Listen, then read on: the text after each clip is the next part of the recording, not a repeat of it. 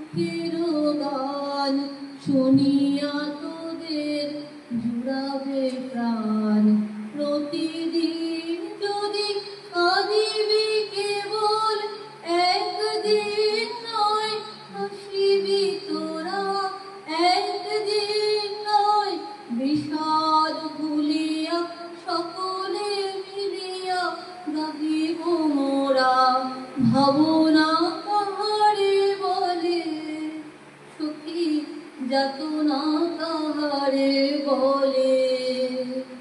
তোমরা যে বলো দিবস রজনী, ভালোবাসা ভালোবাসা, সুখী ভালোবাসা কারে কয়, সে কি কেবলি যাতনা।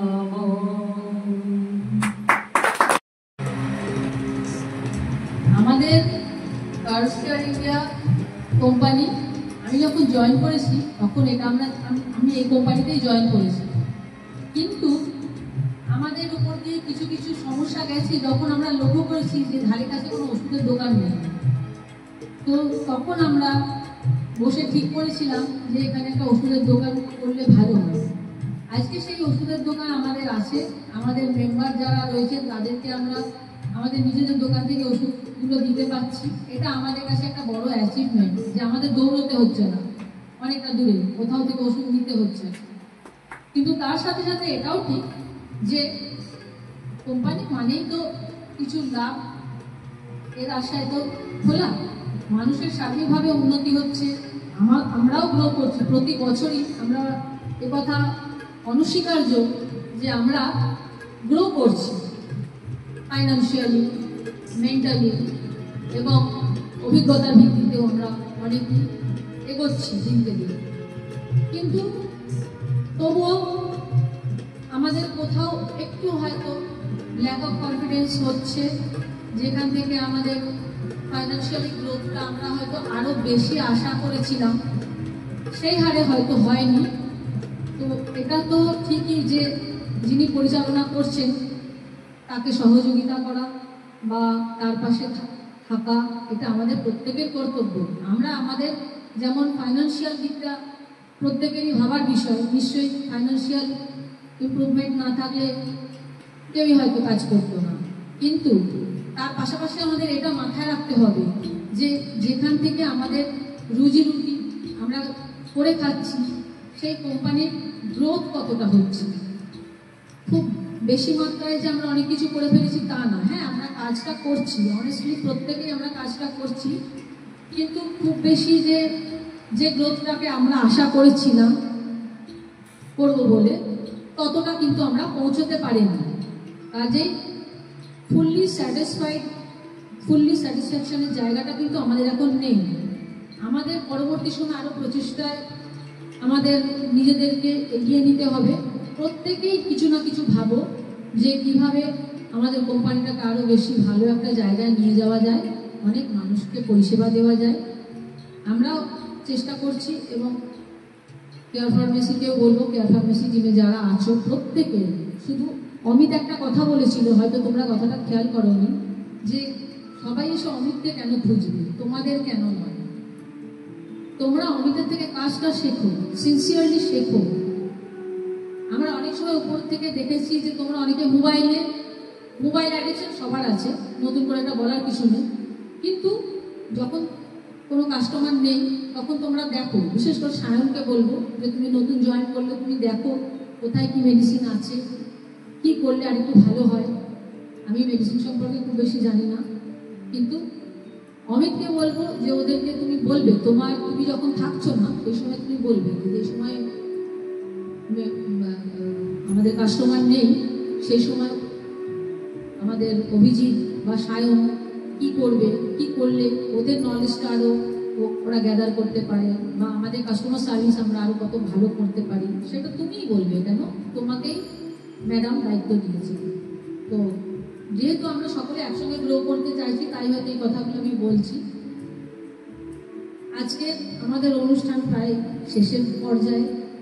এরপরে আমাদের মাননীয় ডিরেক্টর মহাশয় যিনি আছেন, লিপিকা দত্ত মহাশয়, যার উদ্যোগে এই কোম্পানির পথ চলা শুরু, যার হাত ধরে আমরা এগিয়ে যাচ্ছি, তাকে কিছু বলবার জন্য অনুরোধ জানাবো।